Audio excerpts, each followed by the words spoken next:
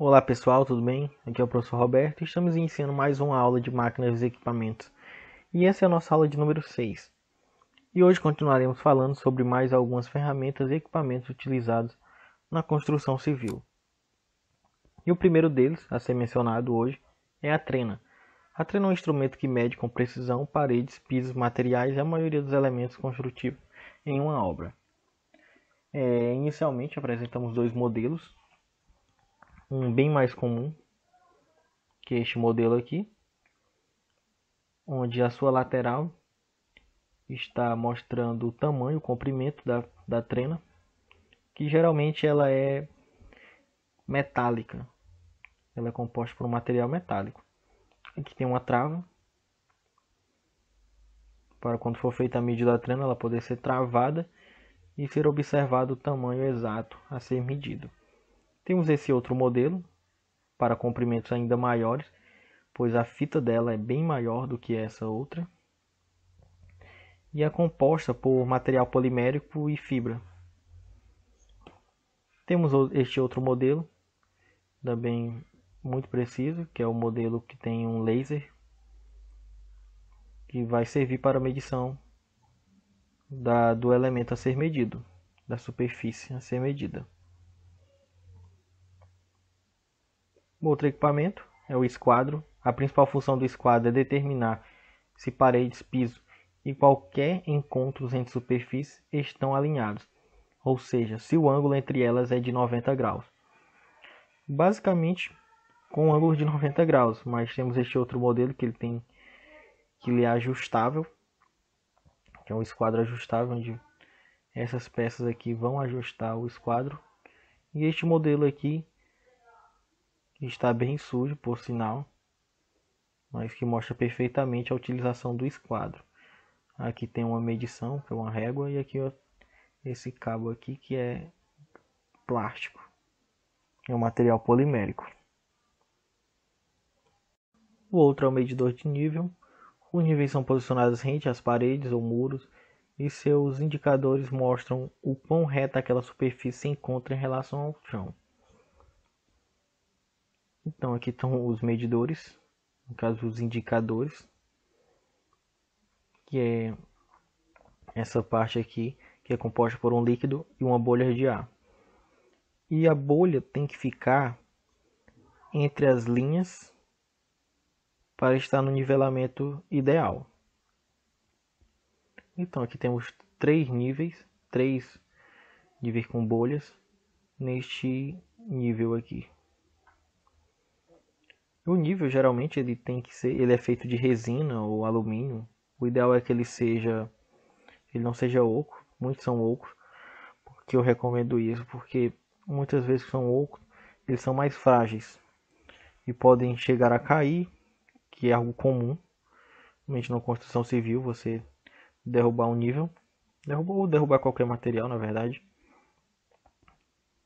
E eles tendem a amassar por ser muito frágil.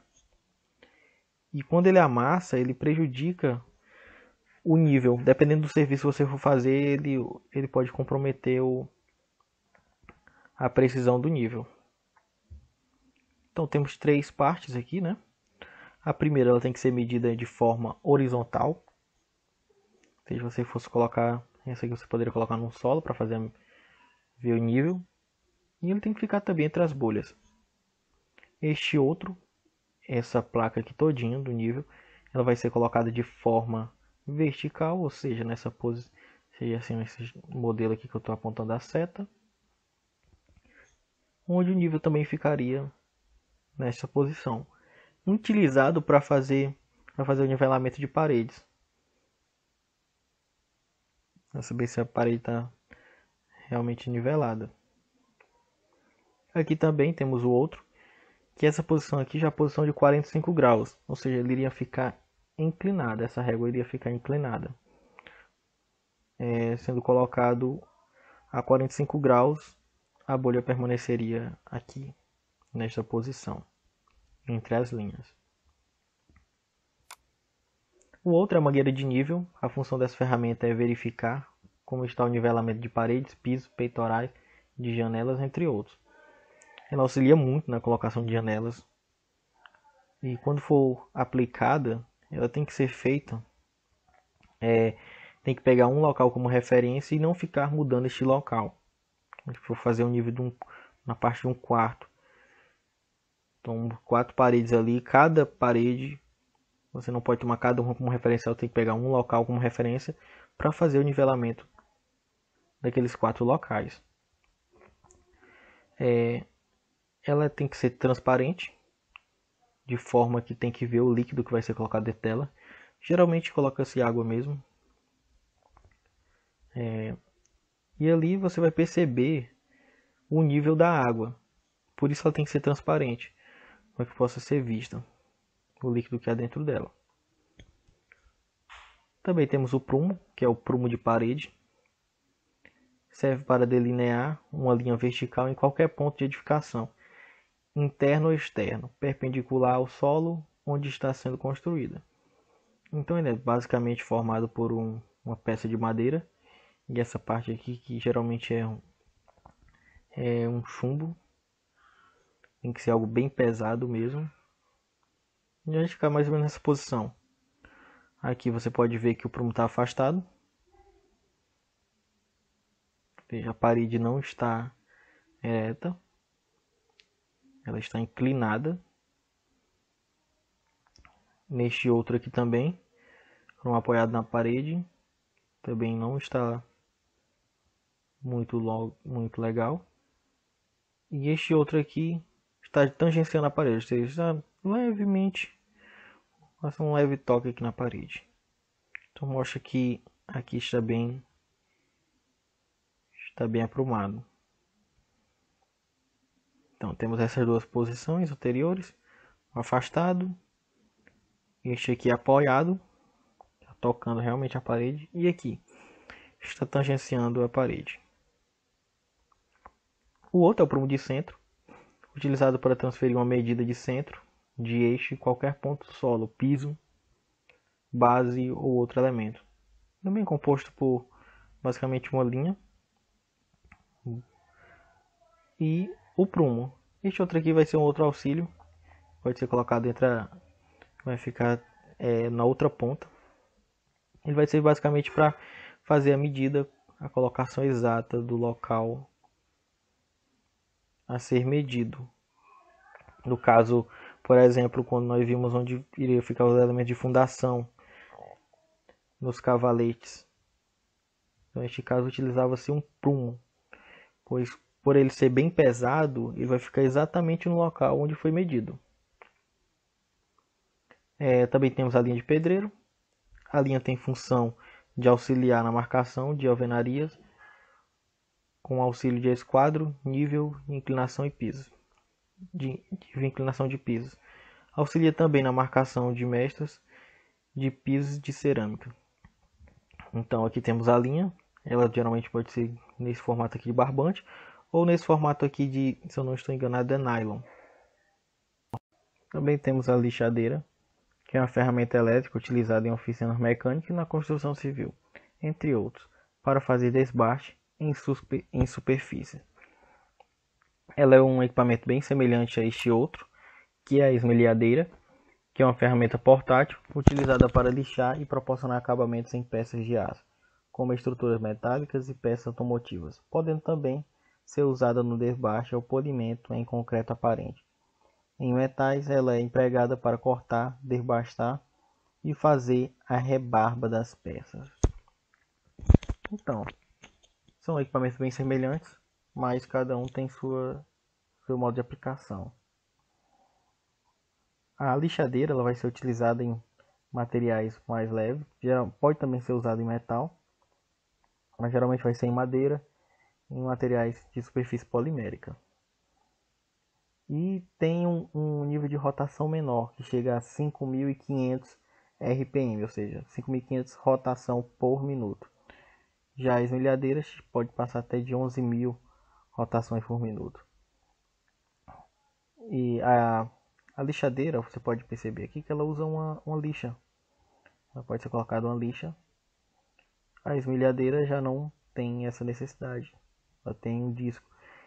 e ela é tão potente, tão forte, que ela pode chegar a cortar. Então ela não é muito recomendada para algum tipo de acabamento. Também temos a betoneira. Uma betoneira ou misturador de concreto é o equipamento utilizado para mistura de materiais, na qual se adicionam cargas de pedra, areia, cimento, mais água, da proporção e textura devida, de acordo com o tipo de obra. Bom, a betoneira é este equipamento aqui. É bom a gente definir que tem um lado direito e o esquerdo da betoneira.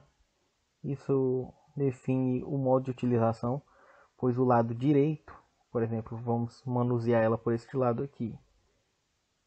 Então, o outro lado seria o lado direito da betoneira. O outro lado é onde vai ser colocado o material. Seja a posição de onde vai receber o material. E este outro lado vai ser o derramamento do material que vai ser colocado aqui dentro. Que vai ser sempre, ela vai ser manipulada por esse eixo aqui. Aqui tem o botão liga e desliga.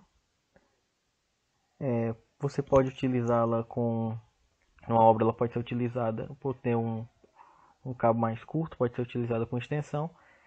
Caso a extensão esteja mais de 30 metros, extensão de mais de 30 metros de distância da rede, o ideal é que se coloque um gerador.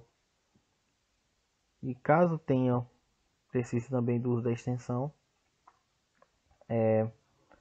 o ideal é que você desenrole toda a extensão, para não criar o que nós chamamos de efeito bobina.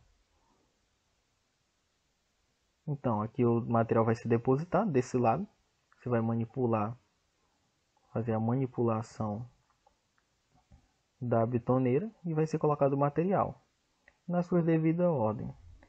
E deste outro lado vai ser retirado o material, vai ser manipulado novamente. Aqui temos o botão liga e desliga e geralmente muitos aqui nessa caixa de força tem um botão de trava de segurança. Vai ficar aqui, vai ser colocado uma chave para você ligar, pressionar o botão com a chave e ligar a betoneira. Também temos a enxada, um elemento bem simples na construção civil, utilizada para virar e puxar maceiras. Esse equipamento todos conhecem, acredito eu. Também temos a cavadeira, utilizada para perfuração do solo. O modo de utilização também é bem simples. No cabo da cavadeira você vai levantar, vai colocar uma certa força para ser enfiada ao solo, ela aberta. E depois você vai puxar os dois cabos, afastando-os. Deste modo vai aproximar aqui na ponta, que vai fazer com que o montante de terra que adentrou fique preso na cavadeira. Então você levanta de novo, coloca para longe do buraco e abre e faz uma abertura aqui, ou seja, aproxima os cabos novamente e assim vai retirando a terra do solo, cavando o buraco. Por isso o nome de cavadeira.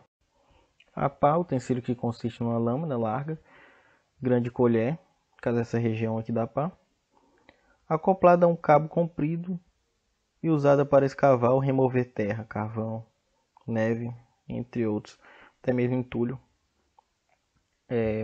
Então, temos esses dois modelos aqui, que são mais comuns.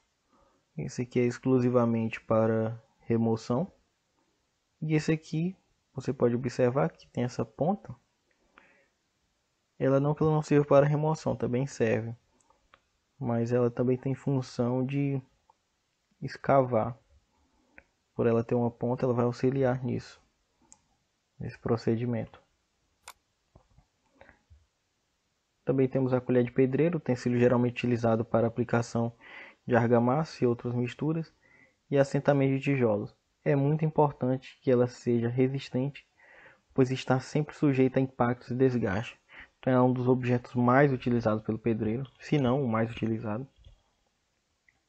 E por esse motivo, por ter grande utilização, tem que ser um material bem resistente. Desempenadeira lisa. Enquanto a colher serve para a aplicação de argamassa, a desempenadeira é utilizada para espalhar o material, dando o acabamento necessário. Também é muito usada para execução de pisos e laje, além do reboco, que essa aqui de madeira, principalmente ela, é utilizada muito para isso. Também temos esse outro modelo aqui metálico. Também temos outro modelo com material polimérico. Também temos a desempenadeira dentada, onde a diferença básica dela vai ser esses dentes em relação à outra. É utilizada para assentar cerâmicas e azulejos e para o preparo de argamassa industrializada. Então, para o assentamento de cerâmicas e azulejos, ela vai fazer basicamente essas marcas pelos seus dentes. E essas marcas vão servir para a melhor fixação das cerâmicas e azulejos. O outro equipamento, a espátula, são ferramentas utilizadas na raspagem de materiais como tinta e cimento, além da aplicação de gesso, massa corrida, reajunte e resinas. É comum que seja feita de inox ou PVC. Geralmente ela é mais utilizada mesmo de inox, devido à sua utilização como raspagem, pois esse é um material geralmente mais duro para ter mais durabilidade, ou seja, ter mais resistência. Mas não só sirva para raspar, né? Como disse, ela também pode ser para aplicação de gesso, massa corrida, reajunte e resina.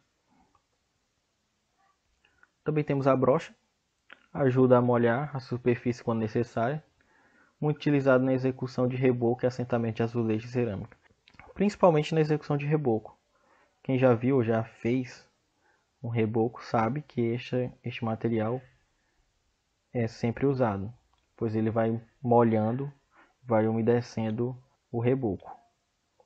Também temos o carrinho de mão, que é utilizado para transportar materiais como brita, argamassa, concreto e areia dentro da própria obra por distâncias curtas, ou seja, como ele vai levar pouco material, não vai ser uma quantidade muito grande de material, então utiliza-se o carrinho de mão. Mas quando é um excesso de material, um material bem maior, utiliza-se outro equipamento. Também temos a espuma, auxilia no acabamento e arremates de reboco, tornando as superfícies lisas e bem acabadas. Também no momento da colocação de azulejos, para fazer aquela limpeza, é sempre muito bom uma espuma. Também temos o serrote, que é uma ferramenta de corte, consiste em uma lâmina larga com dentes afiados e travados. É normalmente usado para serrar madeira. Então temos alguns tipos de serrote e cada um deles vai ter uma aplicabilidade específica. Alguns tem que ser mais preciso, como o serrote corte, outros já não precisam de tanta precisão, mas precisa de um pouco mais de um corte maior, no caso precisaria ter mais força. Também temos o arco de serra, que é uma ferramenta para cortar ou serrar, principalmente madeira, componentes, metais, plásticos. É composta por um arco, no caso essa região aqui, e uma lâmina de serra, que pode ser reposta quando o desgaste chegar ao limite. Muitas vezes também quando ela é quebrada. Essa serra aqui ela é removível. Muitos fabricantes fabricam ela de diferentes cores, vamos dizer, por exemplo, o mesmo fabricante fabrica ela de cor amarela e outra de cor vermelha. Essas cores geralmente definem a força da serra. Geralmente as amarelas são um pouco mais frágeis do que as de outras cores, sendo que elas chegam a quebrar antes de ter todo o desgaste da serra. Outras desgastam praticamente completamente toda a serra e mesmo assim ainda não chegam a quebrar.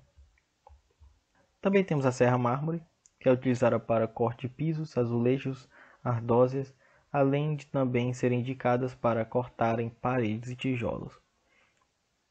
Então isso é uma ferramenta bem utilizada. E essa lâmina aqui, cada lâmina vai ter um tipo de corte diferente. Também pode ser chamada de serra circular. Muitos dizem que é a mesma serra, outros dizem que a serra é diferente. A serra mármore da serra circular.